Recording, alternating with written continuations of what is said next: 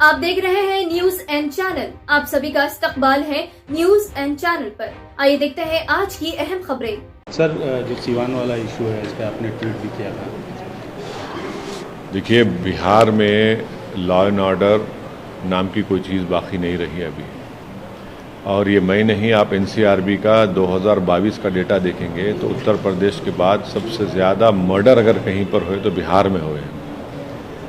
हर तरह के क्राइम वहाँ पर हो रहे हैं और वहाँ की जो सरकार है, मुख्यमंत्री हैं, डिप्टी सीएम है, ये दोनों ये जो लॉलेसनेस हो रहा है उसको रोकने में नाकाम साबित हो रहे हैं। आप देखिए कि आरिफ जमाल को उसकी औलाद के सामने मार देना, ये बताइए कितनी बुरी बात है। और अब तक आप उन कातिलों को नहीं पकड़ते हैं।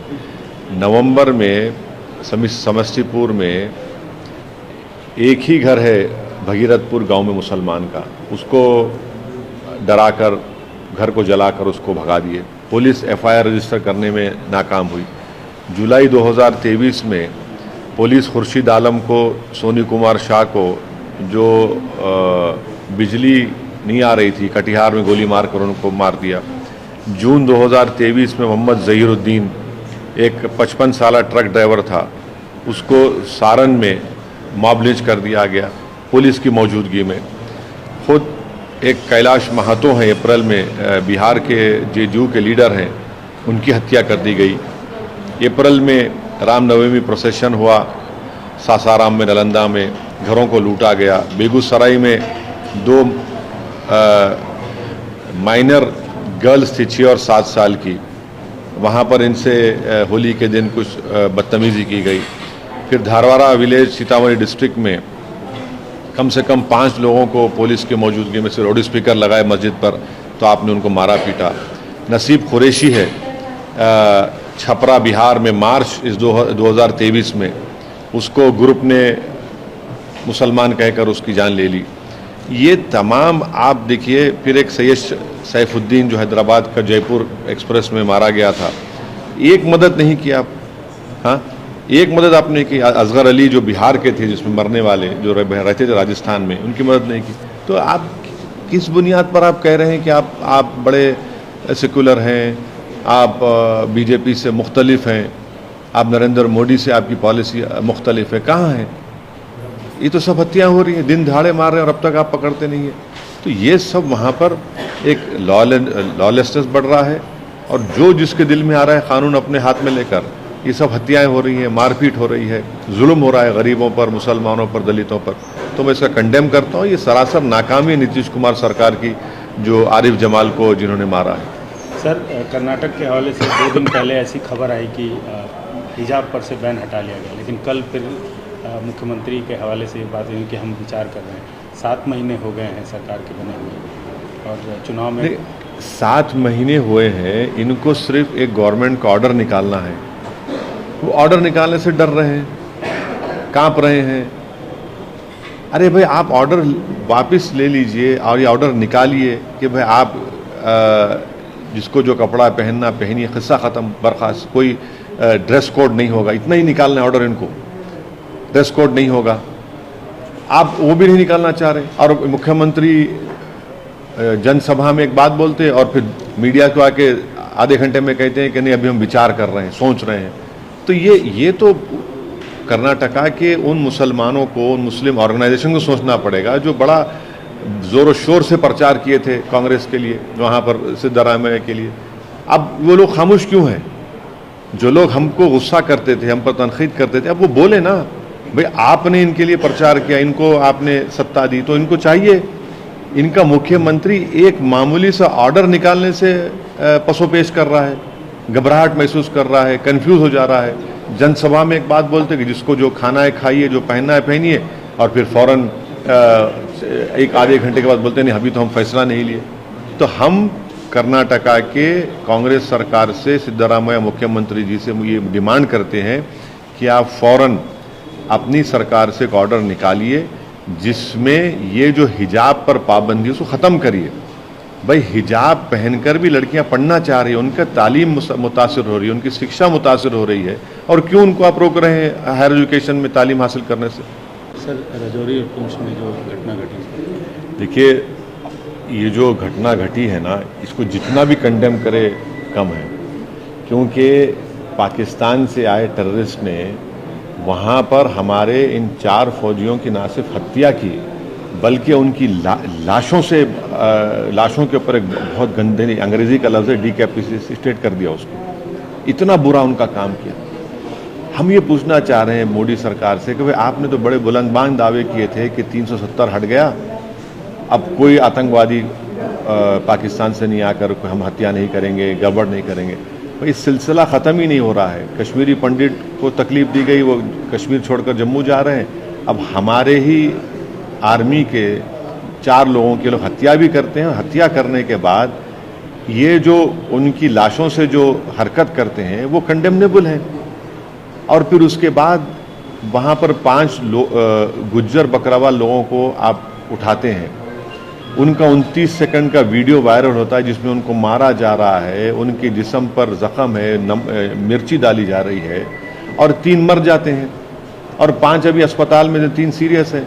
ये कैसा होता है बताइए। यही गुज्जर बकरवाल कम्युनिटी के लोग हैं जो हमेशा आतंकवादियों के खिलाफ लड़ते रहे और हमारी फौज का साथ देते रहे। आप उन्हीं को एलिनेट कर रहे हैं और सिर्फ कंपनसेशन दे दिए, नौकरी दी। अरे अरेस्ट क्यों नहीं करते उन लोगों को? आपकी कस्टडी में, सरकार की कस्टडी में उनकी मौत हुई है। एक तरफ पाकिस्तान के टेररिस्ट आकर 4 सिपाहियों को मारते हैं, उनकी लाशों से इस तरह की हरकत करते हैं, और हम जो है वो उस कम्युनिटी को आइसोलेट करते हैं जो हमेशा हमारे साथ ठहरी पाकिस्तान टेररिस्ट के खिलाफ। और नरेंद्र मोदी की सरकार ने एक गुज्जर बकरवाल को एक MP बनाया राज्यसभा में, और फिर आप ये हरकत करते हैं। तो नुकसान तो किसका हो रहा है इसमें? हम ये दोनों वाक़यात की कंडेम करते हैं और सरकार से इसका डिमांड करते हैं कि उनको अरेस्ट किया जाए, और जब तक आफ्सपा रहेगा इन खातियों के खिलाफ कोई एक्शन नहीं लिया जाएगा। Sir, you have tweeted regarding Siwan incident. See, the cold-blooded killing in Siwan of our party president is highly condemnable, and it is very disheartening and very painful that he was murdered right in front of his child. And as of now, when we speak, not a single arrest has been made. There is complete lawlessness in Bihar. I can quote you in November of this year in Samastipur, Bhagirathpur, there was only one Muslim house in a village. His house was burned. The police refused to file an FIR. In June 2023, Muhammad Zahiruddin, a 55-year-old Muslim truck driver, was lynched to death in Bihar, Sasaran district. He was killed in presence of cops in the presence of police. In April, senior Janata Dal leader Kailash Mahato was shot dead in Katihar district. In April of 2023, there was a communal riot when Ram Navami Julus happened in Bihar Sharif, Sasaram, Nalanda. Houses were burned and 100-year-old madrasa was burned. In Begusarai, 2 minor Muslim girls were allegedly raped by a former sarpanch.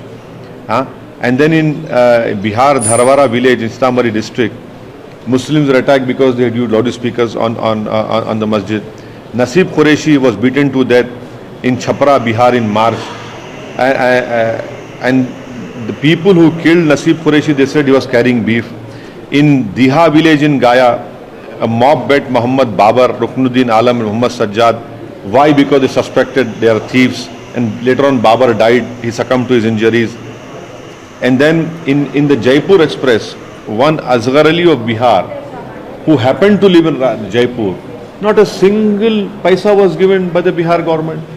Whereas in Hyderabad, Saifuddin was given 2 BHK and ex-gratia was given to his orphan children. So there is complete lawlessness in Bihar, and it is very unfortunate that Shri Nitish Kumar and the Deputy CM Tejaswi Yadav have completely failed in protecting the minorities in Bihar. There's completely lawlessness, and then they talk about secularism. What is the difference between them and Narendra Modi and BJP? Please tell me. If you're not able to protect the life and limb of the minorities, if you're not able to ensure that rule of law is implemented. Sir, we heard 2 days ago that Karnataka government will lift the ban on hijab, but yesterday we heard about that they are considering the decision not yet. What's your comment on it? 7 months have passed since the formation of the Siddaramaiah Congress government Karnataka. During election time and campaigning time, they had made various promises that the reservation to Muslims which BJP had taken out will be restored, hijab ban will be lifted. Even in 7 months, you have not lifted hijab ban. A simple order has to be issued that you can wear whatever dress you want and come and study in higher education courses. What is stopping this government from issuing that order? You are the executive, you are the policy makers, you have the right to take a policy decision. And why is it that all these organizations who supported the Congress party in election campaign, and what about those Muslims who voted for the Congress party? You are deceiving them. A simple order can be given. It will take not more than half an hour to issue an order so that Muslim girls do not discontinue their higher education in colleges. It is very unfortunate that it is the Congress party at the time of elections have used the Muslims, and now they don't want to take a proper decision. Why are they afraid? Why are they in confusion? Let them take a clear-cut decision so that the education prospects of the Muslim girls are not destroyed. Sir, about Jammu Kashmir issue. What happened in Rajouri Poonch is highly condemnable. The way these Pakistani trained terrorists have entered and killed our soldiers, and then they decapitated the bodies of our soldiers. And the further sad news is that 8 locals were picked up belonging to Gujar Bakrawal community. A 29-second video is out in public domain wherein they are being beaten up, and on their naked bodies someone is pouring a red chili on them, and they died. 3 people died. One of them is a 22-year-old Fayyaz who got married 10 months ago, and he has a handicapped brother to look after. What is it? This Gujar Bakrawal community has always stood with us. They have stood against the Pakistani trained terrorists to enter our country, and we treat them in this way. And out of those 5 who are being treated, 3 are very critical. It is highly condemnable. I mean, these Pakistani trained terrorists come and kill our soldiers, and then 3 people die in our custody. Why isn't the BJP government arresting those people responsible for these killings of these 3 people?